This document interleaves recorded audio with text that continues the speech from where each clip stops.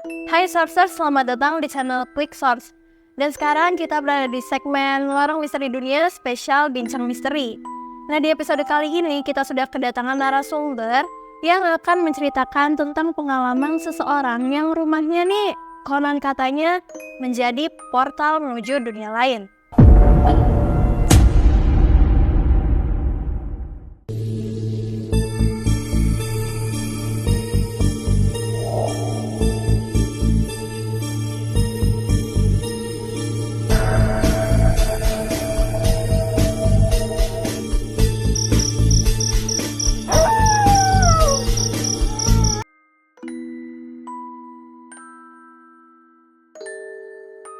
Jadi boleh diperkenalkan diri dulu Mas Bagus. Oh ya, jadi nama aku Bagus.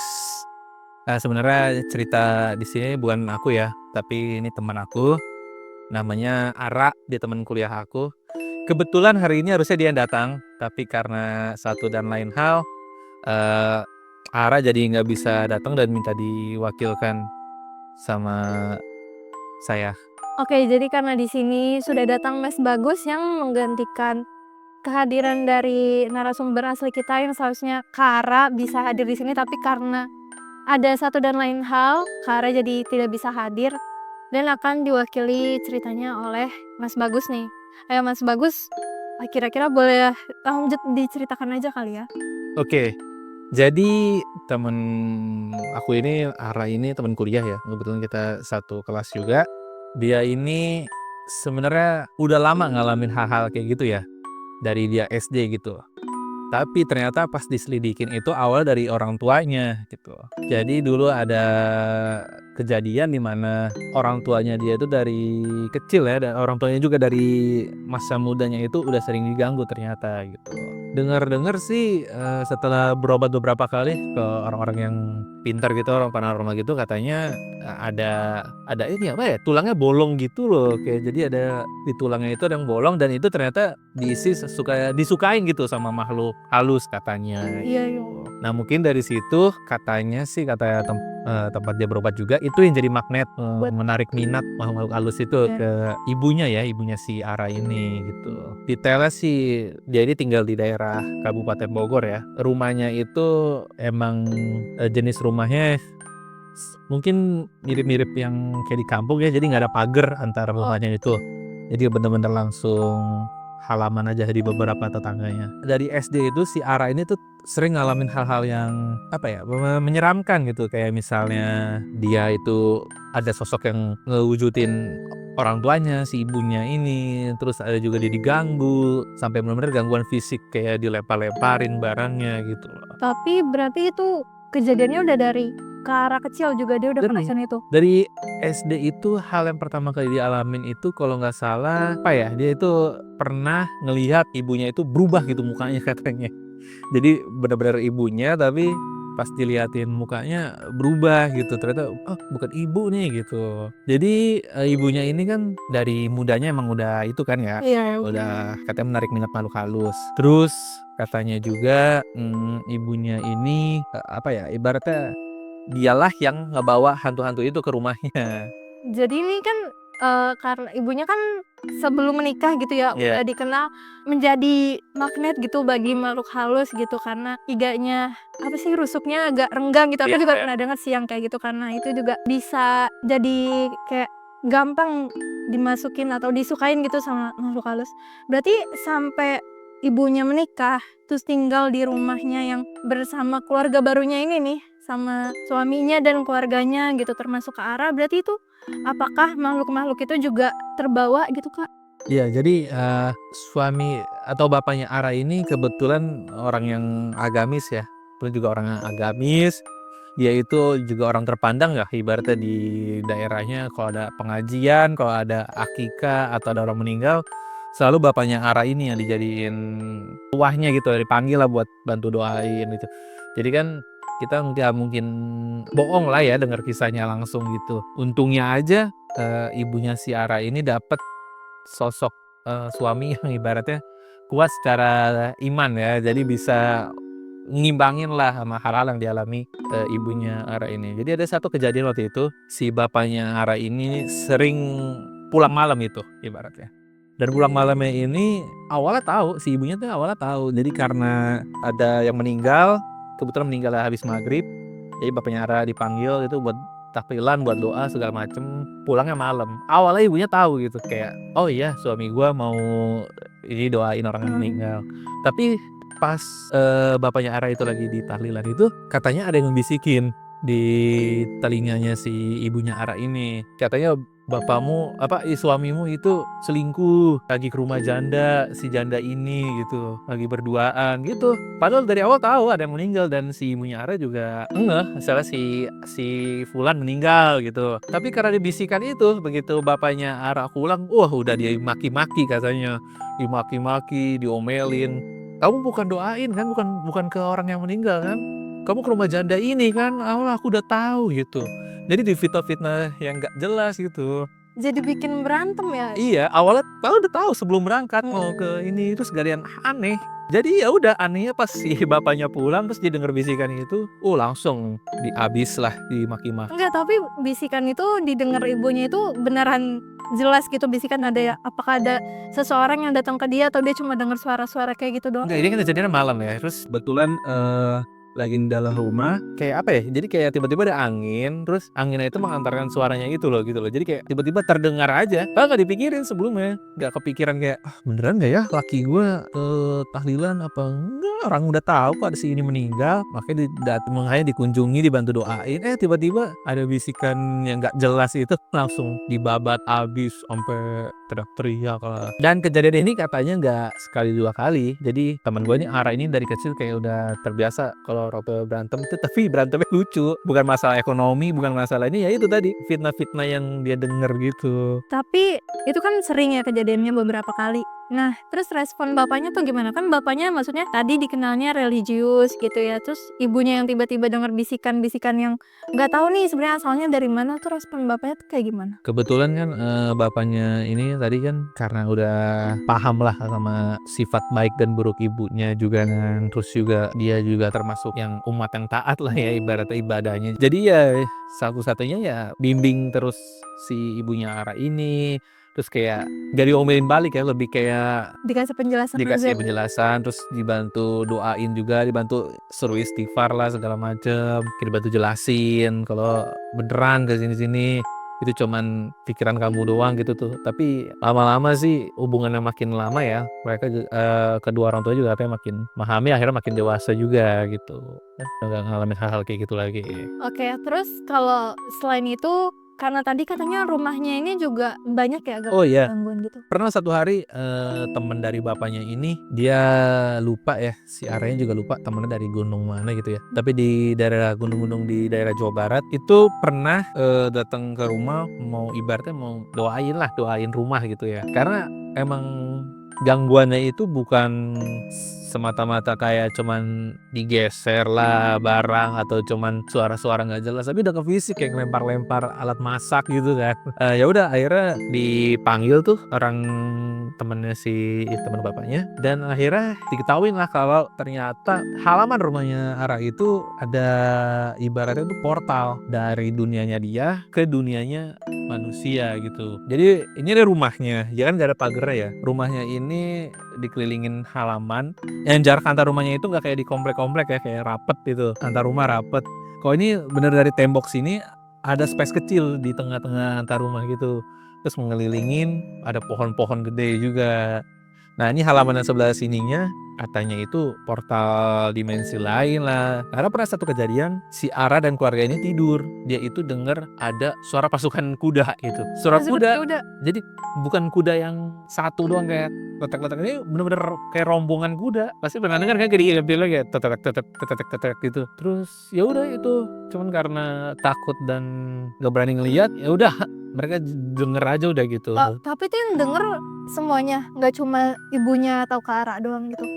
Semuanya ya, terutama kakak-kakaknya sih yang ngalamin gitu ya, karena mungkin orang tuanya nggak mau ngambil pusing kali ya. Pernah juga satu kejadian si Aranya waktu masih kecil, ada saudaranya, mereka nginep lah, saudara itu nginep di kamar, mereka tidur bertiga, Ara, kakaknya yang perempuan sama saudaranya perempuan. Begitu tiba-tiba ada suara anjing menggonggong lagi tidur gitu, dini hari. Si Ara ini masih kecil, masih SD, dia bangun lah kebetulan kasurnya itu, dia tidurnya itu ngadep lemari kan, lemarinya kebuka gitu. Terus pas dia bangun dia ngelihat ada anjing di dalam lemari, anjing matanya merah, warna anjingnya hitam, ngeliatin dia. Terus si Aranya itu nggak bisa berkata-kata, kayak kaku gitu, diem gitu, bangunin saudaranya, mbak ada anjing, mbak ada anjing di dalam lemari. Terus saudaranya itu langsung narik si ininya lagi, Aranya lagi. Dia bangun terus dia narik langsung Aranya, ayo Ara tidur lagi, disuruh tidur lagi tuh akhirnya. Dan sampai sekarang masih pertanyaan anjing hitam itu apa gitu. Karena kalau di kalau di dukun-dukun, bukan kepercayaan shamanisme Indonesia ya, atau itu kan biasa anjing itu jelmaan ya, anjing itu jelmaan, entah itu dari manusia yang punya ilmu ataupun dari jin gitu. Ya udah tuh sampai sekarang dia masih inget gambarannya. Mungkin kalau ada orangnya dia bisa nggambarin kali ciri-ciri anjingnya itu gimana. Terus selain itu kan pas dia masih SD tuh, Si kecil ya. apakah sampai sekarang dia dewasa tuh masih sering juga? Sampai dia dewasa pun dia juga masih merasakan hal sama ya, terutama ke ibunya ini, yang paling sering diserang tuh ibunya. Jadi pernah dia itu kalau nggak salah, dia lagi di kamarnya, kakaknya juga lagi di kamarnya juga. Ya ini baru sih, ini ceritanya belum lama nih, masih baru juga ini, masih baru belakangan ini. Jadi itu pernah pas mereka lagi pada sibuk masing-masing, bapaknya lagi di ruang tamu, si ibunya ini mau sholat di rumahnya, di kamarnya. Tapi pas dia mau sholat di kamarnya, setelah ambil wudhu, ini kan kamarnya ini kayak ada 2 lemari ya gitu, 2 lemari, dia sholatnya di sini. Nah ini di lemari sini nih, di pojok lemari itu ada tangan-tangan kayak gini, ngelambai-ngelambai. Pas dia mau sholat itu ngelambai-ngelambai gini, yang mainin manggil gitu. Tangan doang tapi? Tangan doang, hitam semua. Tangannya hitam, benar-benar hitam. Ibunya Ara keluar dari kamar, nyamperin ke Aranya dulu, ke teman gue dulu. Temanku bilang, udah bu, itu cuman pikiran ibu doang kali, udah sana sholat lagi, ntar juga hilang. Terus balik aja ke kamar, masih ada, udah ngucek-ngucek mata mungkin juga katanya, masih ada. Keluar lagi ke bapaknya, pak itu di kamar ada yang lambai-lambai di pinggir lemari gitu, tangan hitam. Bapaknya nggak percaya, cuma bilang karena kebetulan emang itu masih lagi bulan Ramadan tuh katanya. Udah nggak apa-apa, udah sholat aja ntar juga hilang gitu. Pokoknya bapaknya nggak ngedain juga. Ya udahlah, balik lagi dia, masih ada sosok tangan hitam itu, masih ngelambai-lambai ke dia katanya. Terakhirnya ke kakaknya si Ara, kita sebut aja Ami lah ya, Kak Ami ya. Ibu mau sholat tapi ada yang lambai-lambai di pinggir lemari. Terus si Kak Ami ini nih langsung lihat ibunya katanya, langsung lihat ibunya si Ara. Itu katanya mukanya berubah, kayak bukan ibunya. Seketika tuh si Kak Ami itu teriak, langsung lari keluar kamar, ngelewatin ibunya yang lagi di depan pintu. Nah, sambil nangis, sambil teriak ke ayahnya, ya muka ibu berubah gitu, bukan ibu itu berubah. Karena katanya senyumnya, dia tiba-tiba senyum terus beda gitu mukanya, kayak bukan ibunya yang dia kenal selama ini. Gak lama dari itu langsung si ibunya ini katanya kesurupan, teriak-teriak gak jelas gitu. Bapaknya akhirnya kebetulan bapaknya emang ahli ya dalam hal-hal doa gitu, akhirnya diruqyah mandiri lah sampai ibunya akhirnya sadar gitu. Masih pakai mukena itu pas kesurupanan. Tapi sebenarnya menarik juga nih kisahnya Kara gini, karena ibunya ini kan katanya rusuknya itu renggang ya, terus udah menikah, tinggal di sebuah rumah yang ternyata rumahnya ini ternyata ada portal gitu, portal yang menghubungkan dengan dunia lain. Jadi kayak kemarin waktu yang orang Bendar itu yang dibawa dari gunung di Jawa Barat itu pernah datang ke rumahnya, dan dia bilang kalau ini sebenarnya bukan penunggu sini gitu. oh iya, Jadi rumahnya Kak Ara ini tadinya ada lahan kosong tuh di sebelah kanannya. Baru tahun kemarin, baru tahun setelah pas Covid ya, itu direnovasi. Lahan kosong itu dibikinlah ruangan tambahan, kamar gitu. Kamar mandinya juga dipindahin ke tempat halaman kosong itu. Terus adiknya juga kan, tadinya adiknya cowok ya, tadi dia nggak punya kamar, dibikinin lah juga kamar baru buat si adiknya. Jadi halaman kosong itu direnov buat ditempatin itu dari kamar mandi baru sama kamar ruangan lain. Dan itu kejadiannya makin parah tuh di situ. Kebetulan rumahnya Kak Ara ini kan berbatasan langsung ya sama tetangganya gitu, ya di belakangnya. Itu pernah malam-malam itu tetangganya dia belakangnya itu bingung, kok ibunya Ara tiap malam ngulek sambel gitu.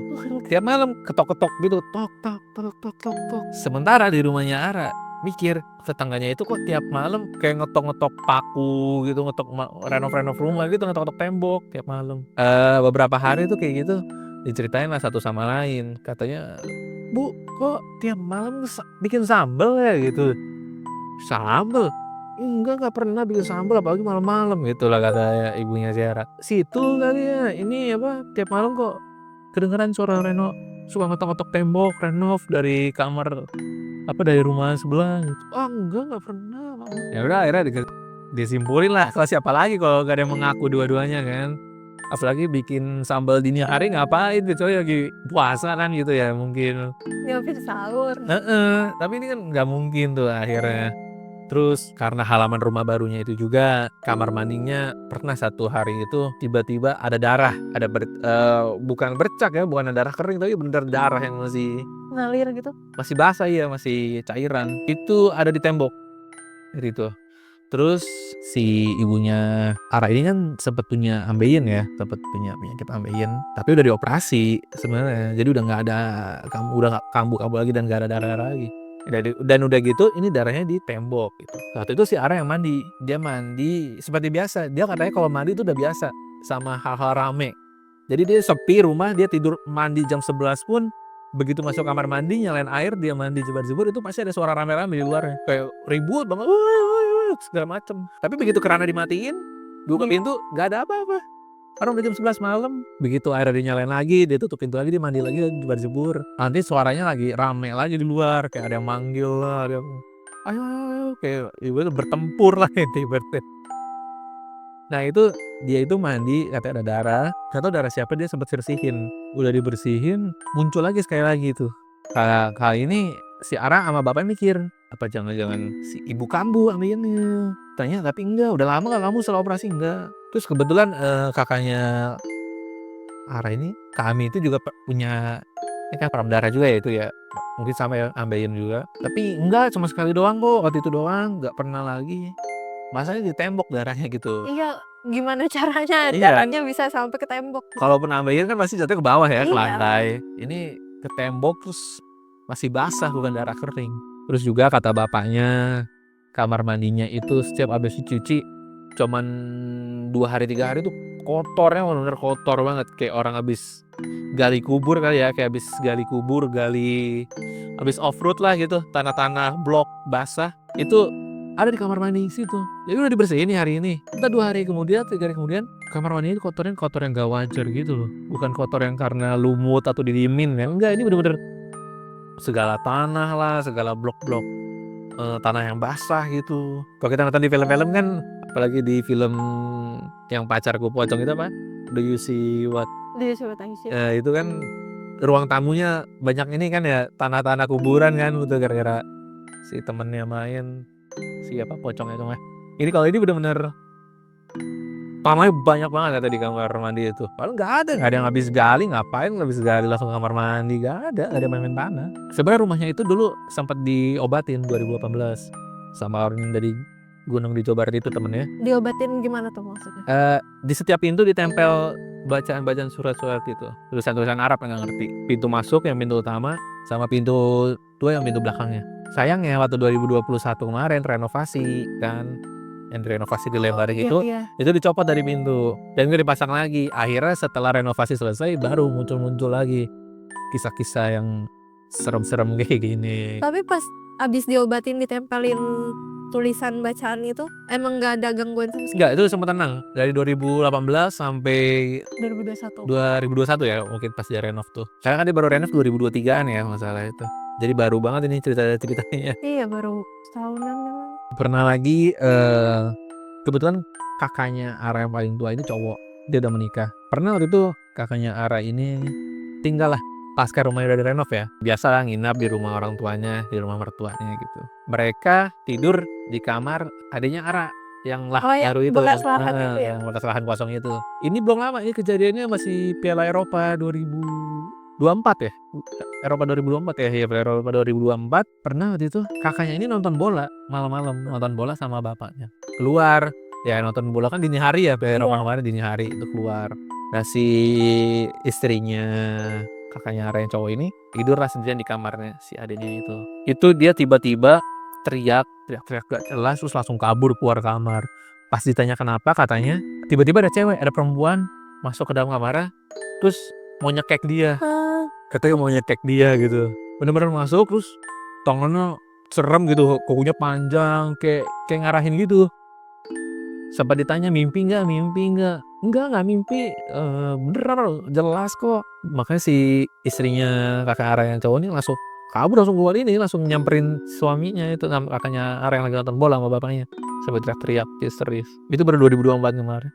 Terus setelah kejadian itu sampai sekarang tuh katanya si Ara sampai sekarang nggak mau nginep lagi, paling cuma main-main doang, kayak main ya pulang sore gitu, nggak pernah main. Tapi kalau si adiknya ini punya kamar di situ, pernah ngalamin juga nggak dia dikali? Dia adiknya ini kan orang penakut ya. Jadi dulu waktu rumahnya jadi katanya sempet nggak mau, waktu kamarnya jadi sempet nggak mau Nggak mau ditempatin? tempatin karena takut. Jadi pengen tidurnya sama si Ara sama kami gitu. Karena emang dia tumbuh dan besar ketika teror-teror itu tuh ngancam keluarga mereka gitu. Jadi pernah satu hari dia masih kecil, itu masih SD si adiknya Ara. Itu lagi malam-malam ya. Kebetulan orang tuanya Ara nih dua-duanya lagi pergi. Ini kejadiannya habis maghrib. Mau maghrib. Nah itu tiba-tiba mati lampu setelah maghrib. Mati lampu terus masih gelap kan ya, tahun segitu.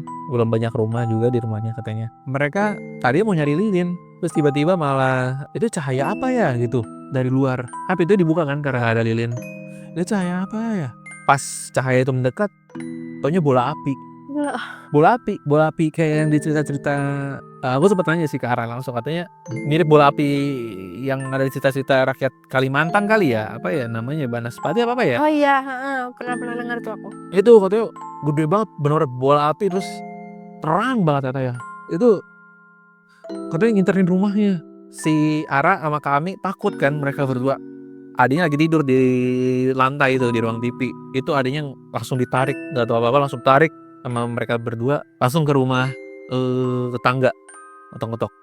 Pak, numpang si itu. Mereka bertiga numpang tuh sampai kedua orang tuanya si Ara pulang. Tapi tuh pas kejadian bola api itu apa gitu, ada suatu kejadian nggak setelah mereka ngeliat bola api tuh? Untungnya nggak ada gitu. Terus selain teror-teror mereka ngelihat Banaspati gitu ya, itu kan mereka juga masih kecil gitu kan. Setelah itu ada lagi nggak teror-teror yang mereka pernah rasain tuh? Kalau yang paling serem ini ada di, nggak pas mereka kecil ya, ini kalau nggak salah si Aranya ini udah di SMP. Oh, udah. Udah SMP akhir apa mau SMA gitu. Ini yang tadi aku bilang, yang alat-alat masaknya itu dilempar-lempar. Oh iya. Bener-bener gak masuk akal gitu dilempar. Jadi ini 2 kali ya kejadian yang dilempar-lempar ini. Yang pertama itu yang setelah rumahnya itu renov, yang lahan itu kan masih selalu bermasalah itu ya. Dapurnya pindahin ke sana. Pernah alat-alat dapurnya dijatuhin semua, tapi dijatuhinnya kalau jatuh kan alat ini kan ditempel di tembok ya, alat-alatnya ditempel. Kalau jatuh kan kayak langsung brek gitu kan, atau paling jatuh masih sekitaran dapur. Iya. Ini jatuhnya itu sampai keluar dari bilik dapur. Berarti kan kayak dilempar kan, jatuh terus langsung keluar dari bilik dapur sampai ke ruang tengah lah, ke ruang ini, dan gak tahu ada 1-2 barang yang jatuh Semuanya. jadi kayak sengaja dicopotin terus dilempar. Karena si Ara bilang kalau jatuh pun ya udah di daerah dapur aja lah, sejauh-jauhnya semana sih gitu mentalnya. Ini mah bener sampai keluar dari lingkup dapurnya itu, kira berarti dilempar kan gitu. Itu yang lihat si Kara doang. Hampir semua orang katanya lagi ada di rumah, termasuk bapaknya juga lagi ada, kakaknya yang cewek, adiknya yang cowok gitu. Makanya mereka langsung bebenah lagi, beres lagi tuh setelah itu. Karena tetangganya itu yang sebelahnya itu, yang rumah tetangganya itu malah lebih parah. Dia pernah satu hari itu kulkasnya dibuka, isinya semua dikeluarin. Padahal orangnya itu diisi sama ibaratnya keluarga yang pasangan yang sibuk dua-duanya, pergi pagi pulang malam. Nah ini pergi udah pagi, kaget begitu pulang semua isi kulkas dilempar keluar, pintunya kulkasnya kebuka. Kayak ada maling ya. Iya, pada jatuh-jatuhan di lantai semua makanannya. Ya udah, yang basi lah, yang busuk lah akhirnya. katanya lebih parah gitu kejadiannya. Lebih serem banget sih kayak gitu. Kedua kalinya itu gimana tuh, Kak? Itu yang kedua kalinya. Itu Kalau yang udah direnov di lahan kosong. Kalau yang pertama kalinya hampir sama sih, kayak dilempar-lempar gitu, dibunyi-bunyiin ulekan lah, tek tek tek. Pas dicek ke dapur ternyata nggak ada suara orang kayak tok-tok panci lah gitu. Tek tek tek. Padahal siang-siang katanya, tapi pas ke sananya ternyata nggak ada gitu. Ternyata udah hal biasa kayak gitu. Termasuk tadi yang pasukan kuda, dan apa namanya tadi suara-suara berisik, Bang. suara-suara berisik lagi mandi itu udah biasa. Makanya dia kalau sekarang nih kemarin waktu katanya alhamdulillah sih setahun ini udah aman ya. Nah itu tapi kemarin pas dia udah kerja di tempat yang lama, dia itu pernah kerja sampai jam 10 lah ya. Malam. Pulang ke rumah jam 11, terus dia langsung mandi kan. Ya udah kayak biasa, ada suara-suara berisik, suara manggil dia lah gitu. Tapi karena udah terbiasa, dia udah jadi pribadi yang kuat gitu loh. Kayak ya gue udah tahu ini yang iniin gue gitu lah. Udahlah gue mandi-mandi aja nyelesain, percuma dimatiin kerannya. Karena gitu, kalau dimatiin kerannya iseng, suaranya hilang. Terus begitu dibuka lagi nanti kerannya dia jebar-jebur lagi kan, langsung rame lagi katanya. Orang tawuran lah katanya, kayak banyak lah pasukan kuda. Sama yang paling serem itu pernah ditunjukin sosok kok itu. Oh iya, Ini kalau nggak salah ngeliat ibunya. ibunya lagi ya? Ibunya yang ngeliat bener-bener sosok ini. Cewek. Tapi beda sama yang dilihat sama istrinya kakaknya yang Orang- pertama ya. Kalau ini cewek rambut panjang gitu. Terus baju putih ya kayak Mbak Runti lah ya. Kayak biasa aja gitu lah. Cuma waktu itu ini Ara juga masih kecil apa belum lahir gitu salah. Pas ibunya ngeliat si perempuan ini. Tapi ya udah ibunya nggak bisa berkata-kata. Terus kayak doa-doa doang gitu. Akhirnya hilang sendiri gitu. Tapi pas dikasih unjuk sosok itu nggak ada hal-hal yang mau dilakuin kan, nggak kayak yang tadi ke kakak iparnya itu sampai Oh pulangnya. nggak ada. Itu kayak cuman niatin doang. Tapi ngeliatinnya kayak marah gitu, kayak penuh marah. Tapi nggak tahu kenapa tiba-tiba hilang. Terus ya udah katanya sih nggak muncul-muncul lagi ya. Tapi nggak tahu apakah Arya sendiri nggak tahu apa ibunya nutup-nutupin. Apa sebenarnya masih muncul itu sosok kan? Nggak cerita. Ini cuma nggak cerita. Tapi nggak tahu. Cuman klaim dari ibunya ke Ara udah cuma sekali doang kok waktu itu doang. Kalau tetangganya pernah juga nih tinggal. Ya tadi aku bilang ada rumah, antar rumah itu kan ada space kecil kosong ya, ada nggak kayak yang di rumah komplek-komplek sekarang kan nempel gitu ya. Ini ada sedikit itu ada sosok hitam gede dan yang ngeliat kayak ini dua tetangganya itu belum malam banget jam 7-an apa jam 8 gitu setelah maghrib katanya itu di antara rumahnya gede banget kayak gundurwo kali ya, kayaknya ada pohon-pohon gede juga di situ. Iya. Wah itu tetangganya langsung buang muka.